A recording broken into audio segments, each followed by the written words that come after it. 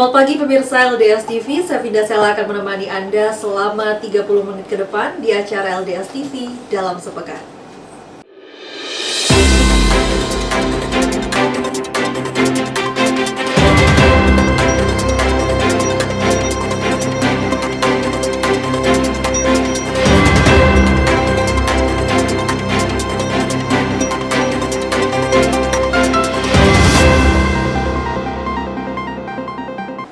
Pemirsa, kita menuju ke berita yang pertama. Petugas pemutakhiran data pemilih atau Pantarlih Kota Metro melakukan pencocokan data coklit di daerah Kota Metro. Coklit diawali kepada tokoh Kota Metro, salah satunya yakni Wali Kota Metro Wahdi Sirajudin. Petugas pemutakhiran data pemilih atau Pantarlih melakukan tahapan pencocokan dan penelitian coklit yang dilakukan pada tanggal 12 Februari hingga 14 Maret. Diawali coklit kepada tokoh, salah satunya Wali Kota Metro. Coklit merupakan salah satu kegiatan pemutakhiran data pemilih dan menandakan tahapan pemilu telah dimulai. Wali Kota Metro, Wahdi, mengajak warga Kota Metro untuk memberikan data yang benar serta bisa ikut berpartisipasi dalam pemilu 2024 mendatang. Ketua KPU Metro, Nuris Septa Pratama berharap masyarakat ikut andil berperan dalam proses coklit. Ia berharap coklit yang dilakukan kepada wali kota menjadi salah satu hal positif karena akan mendorong masyarakat untuk turut andil berperan dalam proses pendataan pemilihan pemilu 2024. Petugas dari KPU langsung ketua KPU-nya bersama Bawaslu hari ini datang ke kediaman kami di rumah dinas Wali Kota Metro untuk proses coklit. Saya berharap kepada masyarakat tentunya juga membantu mendukung para petugas yang ada untuk kelancaran proses ini. Jadwal kan kita coklit ini mulai tanggal 12 sampai 14 Maret 2023. Hari ini kita jadwalkan coklit tokoh. Coklit tokoh ini salah satunya Pak Wali Kota. Harapannya ketika Pak Wali Kota sudah kita coklit, semua masyarakat sudah tahu ada pelaksanaan coklit, setidaknya masyarakat ikut andil berperan dalam proses coklit ini. Dari Kota Metro, Dedi Saputra, LDS TV melaporkan. Kita beralih ke informasi selanjutnya. Pemirsa, pemerintah Kota Metro melaksanakan musyawarah rencana pembangunan atau Musrenbang tingkat kota di Gedung Serbaguna Bumi Saywawai Kota Metro.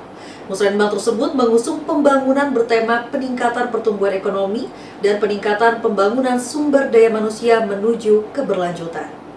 Pemerintah Kota Metro menggelar musyawarah rencana pembangunan atau Musrenbang tingkat kota di Gedung Serbaguna Bumi Saywawai, Rabu 8 Maret 2023. Wali Kota Metro Wahdi Sirajudin mengatakan, pada Musrenbang tingkat kota ini, pihaknya akan memfokuskan pada perencanaan pembangunan yang dilaksanakan di tahun 2024. Pembangunan yang diproyeksi dengan tematik peningkatan pertumbuhan ekonomi dan peningkatan pembangunan sumber daya manusia menuju keberlanjutan. Dengan menyerap aspirasi dari masyarakat, sehingga masukan dari bawah akan dilakukan pengkajian guna menyimpulkan apa saja yang menjadi skala prioritas yang didasari dengan visi dan misi program yang ada. Wahdi menambahkan, dengan diselesaikannya serapan aspirasi tersebut, maka di tahun 2024 mendatang, pemerintah Kota Metro akan mengelola dengan sebaik-baiknya. Total keseluruhan infrastruktur kurang lebih ya. Nanti tanya yang pegang kendali semuanya. 90 sekian. 90 sekian miliar. Efektif Jalan kalau jalan 50 sekian. Kalau 50 sekian beberapa titik yang saya lihat, ini saya ya, pandangan saya. Kita lihat sekarang Dr. Stomo selesai ya Pak ya, dengan rigid. Dananya 10 miliar. Kemudian Sultan Syahrir itu 5,6. Kemudian Hasanuddin 2, sekian. Saya kira selesai ya Pak. Hanya itu tadi masalah kualitas.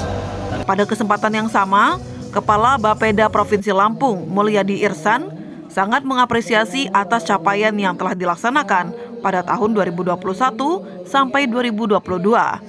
Menurutnya, pemerintah Provinsi Lampung mengapresiasi atas capaian pembangunan yang telah dilakukan dari tahun 2021 sampai tahun 2022. Jika dilihat dari angka makro, hal ini merupakan capaian yang sangat luar biasa. Dari Kota Metro, Dedi Saputra, LDS TV mengabarkan. Pemirsa, dalam musyawarah rencana pembangunan atau Musrenbang Kabupaten Lampung Utara terungkap bahwa Kabupaten Lampung Utara masih menjadi kabupaten dengan angka kemiskinan yang besar di Provinsi Lampung. Berdasarkan data yang diperoleh, kemiskinan di Kabupaten Lampung Utara mencapai 18,41%. Kabupaten Lampung Utara masih menjadi jawara di Provinsi Lampung dalam hal angka kemiskinan. Ini terungkap dalam Musyawarah Rencana Pembangunan atau Musrenbang tahun 2024 yang dilaksanakan Pemkab Lampung Utara. Berdasarkan keterangan Badan Perencanaan Pembangunan Daerah atau Bapeda Provinsi Lampung yang memperoleh data dari Badan Pusat Statistik, jika angka kemiskinan di Lampung Utara mencapai 18,41%.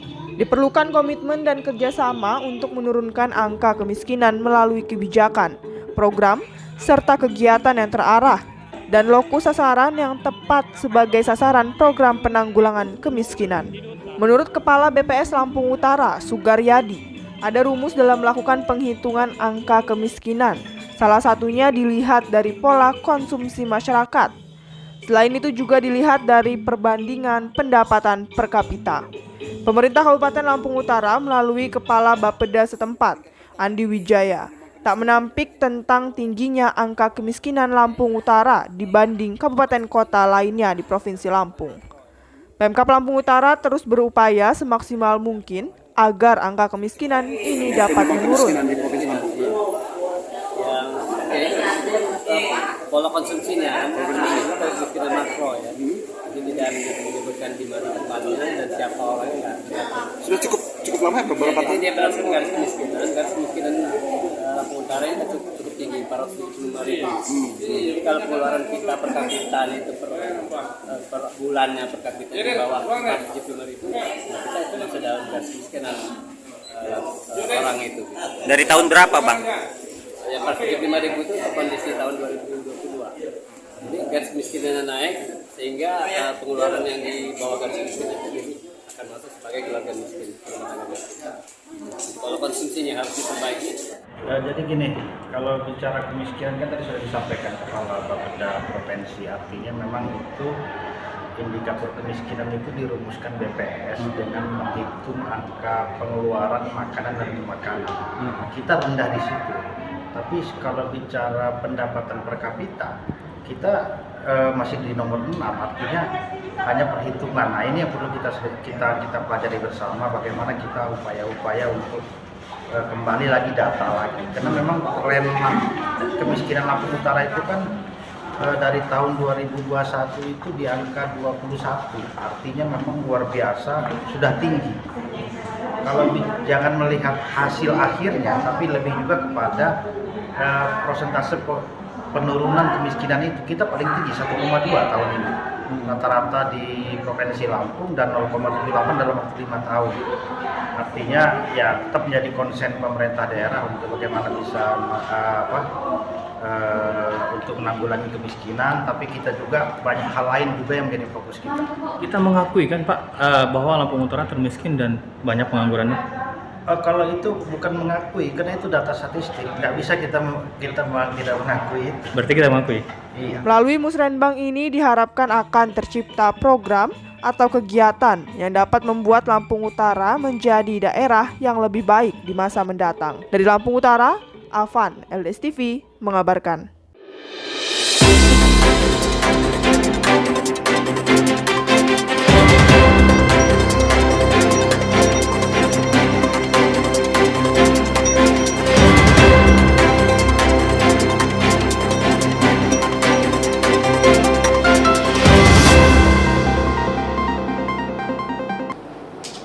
Terima kasih Anda masih bersama kami di acara LDS TV dalam sepekan.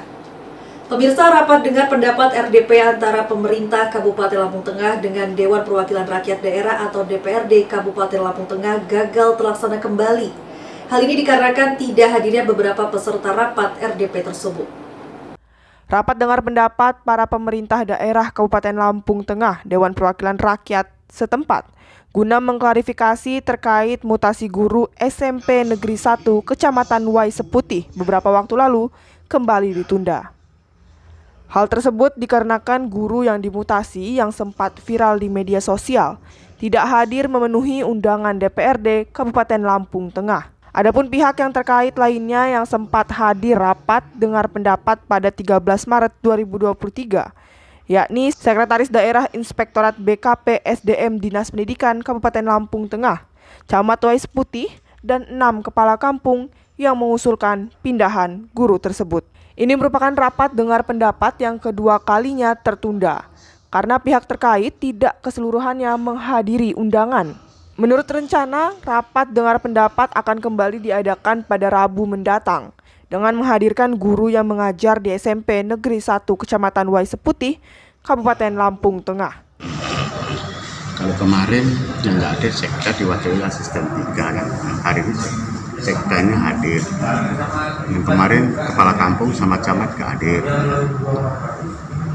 Ini saya berharap ini yang terakhir kami manggil, karena dalam tata tertib kita, dalam undang-undang kita bisa juga untuk menjemput mereka yang tidak hadir pada saat acara hadir bersama DPRD.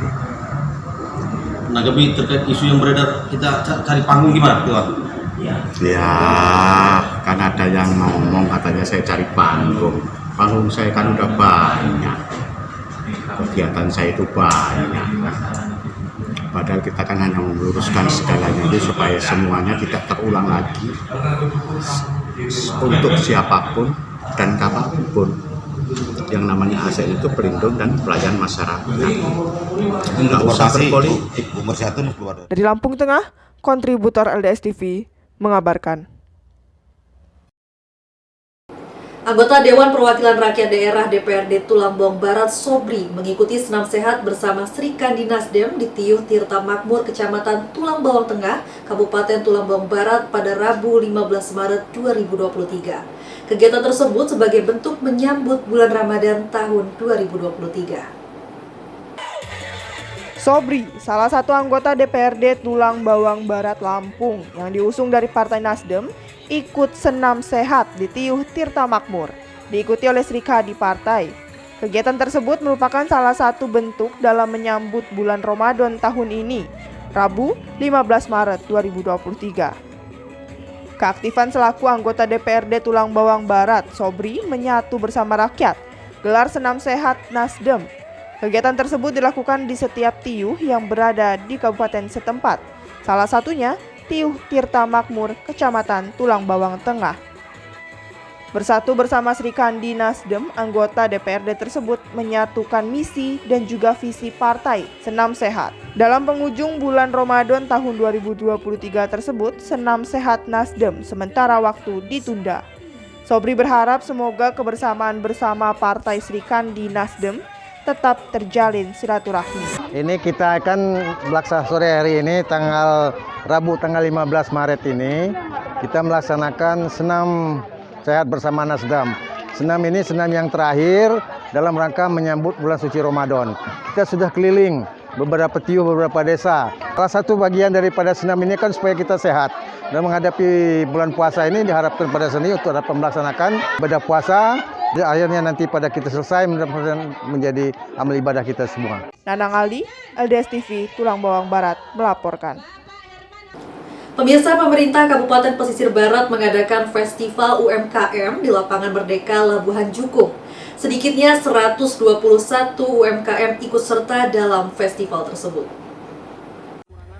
Pemerintah Kabupaten Pesisir Barat melalui Dinas Koperasi, UMKM, dan Perdagangan menggelar Festival UMKM kedua tahun 2023. Pekan Festival atau Pekan Fest yang digelar oleh Pemkab Pesisir Barat selama 2 hari ini merupakan upaya pemerintah setempat untuk memfasilitasi para pelaku usaha mikro kecil dan menengah yang berada di daerah yang berjuluk Negeri Para Saibatin dan Ulama. Sedikitnya 121 pelaku UMKM ikut serta dalam event ini. Dengan mengusung tema UMKM Bangkit Bersama, kegiatan yang dilaksanakan selama 2 hari, yakni pada tanggal 11 sampai dengan 12 Maret 2023. Berlangsung di Lapangan Merdeka, Pantai Labuhan Jukung, Pekon Kampung Jawa, Kecamatan Pesisir Barat. Pemerintah Kabupaten Pesisir Barat melalui Dinas Koperasi, UMKM dan telah melaksanakan pendataan ulang terkait jumlah pelaku usaha mikro kecil dan menengah yang berada di Kabupaten Pesisir Barat pasca wabah pandemi COVID-19. Hasilnya terdapat sebanyak 8.346 pelaku UMKM yang tersebar di seluruh kecamatan di Kabupaten Pesisir Barat. Jumlah ini diharapkan terus meningkat seiring dengan terus digalakannya dukungan pemerintah daerah untuk para pelaku usaha melalui program-program instansi setempat. Gunawan, pengunjung kegiatan ini mengatakan, selain dapat mencicipi olahan makanan yang enak dan relatif murah, pada gelaran event ini pengunjung juga dapat membeli souvenir hasil kerajinan dengan harga terjangkau. Tadi beli souvenir khas Pesisir Barat, itu yang paling menarik. Jadi bisa nanti dipajang di tempat kami tinggal. Terus makanan-makanan khas ini tadi kami beli bubur, ini tadi berbagai macam jenis bubur, pempek, dan luar biasa. Harganya sangat terjangkau dan rasanya super enak. Itu yang utama. Kegiatan ini dirasa membawa dampak positif untuk pelaku UMKM, seperti yang disampaikan Yansari, pengrajin kain tapis khas Pesisir Barat. Ia mengaku pendapatannya meningkat 2 kali lipat dari biasanya. Ia berharap event seperti ini bisa digelar secara rutin supaya pelaku UMKM di wilayah setempat dapat tumbuh dan berkembang. Peningkatan pendapatan yang signifikan nggak kalau ikut Pekan Fest? Ada, utamanya untuk kerajinan tapis ini dia banyak yang dicari atau seperti kain tapis banyak yang ngambil gitu, kayak kutut banyak yang mencari gitu, jadi dia dibeli cepat untuk laku. Semoga lebih maju lagi dan bisa ditingkatkan lagi untuk penjualan UMKM ini. Apa ya istilahnya, semoga ada lagi pembukaan seperti ini biar cepat semangat lagi pengrajinnya. Ketua Dewan Kerajinan Nasional Daerah atau Dekranasda Pesisir Barat Septi mengungkapkan ke depannya kegiatan ini akan dilaksanakan setiap triwulan sekali dengan lokasi yang berbeda-beda sehingga diharapkan mampu memberikan efek positif bagi pertumbuhan UMKM sekaligus menjadi sarana promosi produk bagi para pelaku usaha. Sehingga UMKM di Kabupaten Pesisir Barat dapat terus eksis mengembangkan produknya menjadi lebih baik lagi. Sesuai dengan tema kita, UMKM bangkit bersama, dan kami berharap UMKM bisa naik kelas. Naik kelas artinya apa? Penjualan mereka meningkat, kemudian produk mereka meningkat, dan penghasilan mereka meningkat. Nah, apa nih upaya ke depan nih untuk meningkatkan UMKM di Kabupaten Pesisir Barat tentunya? Kami melakukan pembinaan bersama dinas terkait agar UMKM ini bisa memiliki produk-produk yang lebih baik dan lebih bisa kita unggulkan, sehingga produk-produk mereka bisa diterima oleh masyarakat dan tentunya diterima di tempat pameran-pameran lain. Dari Pesisir Barat, kontributor LDS TV mengabarkan.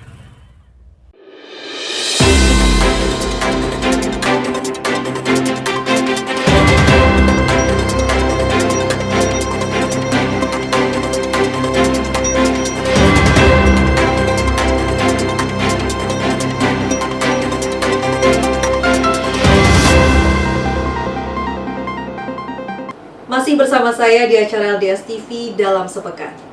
Pemirsa, jelang pemilihan kepala desa setempat, Pemkab Lampung Utara gelar sosialisasi sebagai upaya dalam melakukan pemantapan bagi desa yang akan melaksanakan Pilkades serentak mendatang. Jelang pelaksanaan pemilihan kepala desa atau Pilkades serentak, pemerintah Kabupaten Lampung Utara melalui Dinas Pemberdayaan Masyarakat Desa menggelar sosialisasi. Ini sebagai upaya dalam melakukan pemantapan bagi desa yang akan menggelar Pilkades agar proses demokrasi di desa dapat berjalan dengan lancar. Sosialisasi yang dilaksanakan meliputi berbagai aspek, mulai dari kelengkapan berkas pendaftaran hingga proses pemilihan atau pemungutan suara nantinya. Sosialisasi ini diharapkan agar para calon kepala desa benar-benar memahami tentang aturan dalam pelaksanaan Pilkades, sehingga nantinya hasil pelaksanaan Pilkades tidak menimbulkan persoalan.